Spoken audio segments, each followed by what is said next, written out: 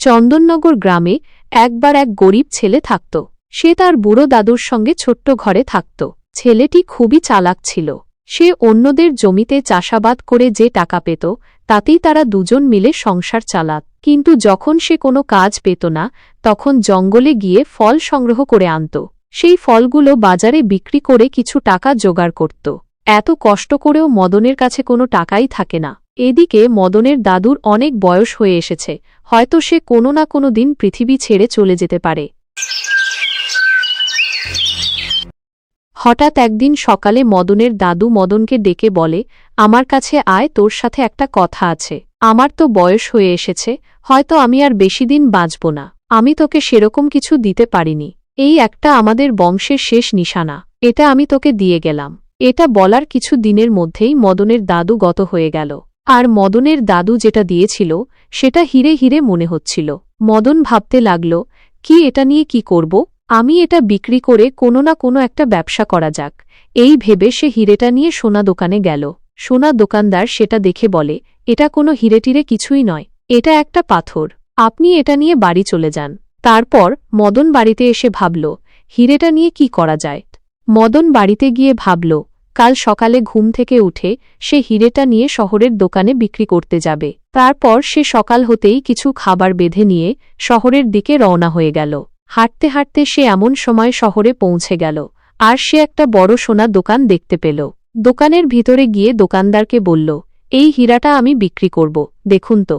দোকানদার রেগে গিয়ে বলল, আমার কি কোনো কাজ নেই? আপনাদের সব ফালতু জিনিস দেখার জন্য আমি এখানে বসে আছি। কোথা থেকে এসব পাথর কুড়িয়ে এনেছেন? যান, এখান থেকে চলে যান। মদন বলে, এটা তাহলে হিরে নয়? আচ্ছা ঠিক আছে, এটা তাহলে আপনার দোকানে রেখে দিন। যদি কোনোদিন বিক্রি হয় তাহলে আমি এসে নিয়ে খবর যাব। দোকানদার বলল, কত টাকা দাম বলবো? মদন বলল, 20,000 টাকা বলবেন। এই বলে সে চলে গেল। তারপর মদন কিছুদিন পরে সে জিজ্ঞাসা করে, আমার হিরেটা বিক্রি হয়েছে?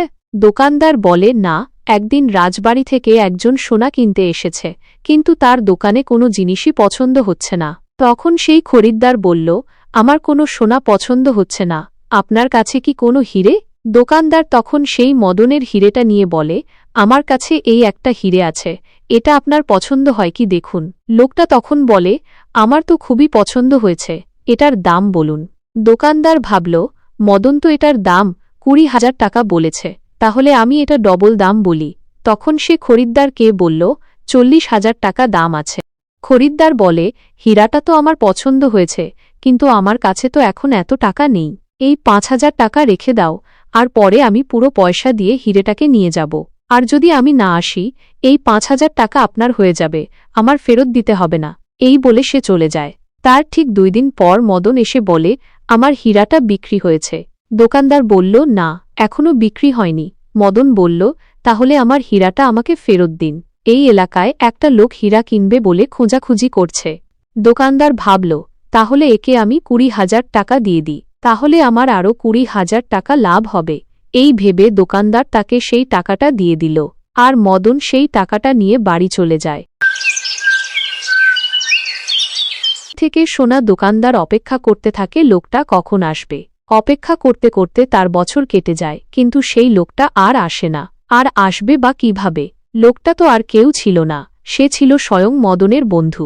এই গল্পটি আমাদের শিখায় যে লোভ সর্বনাশ।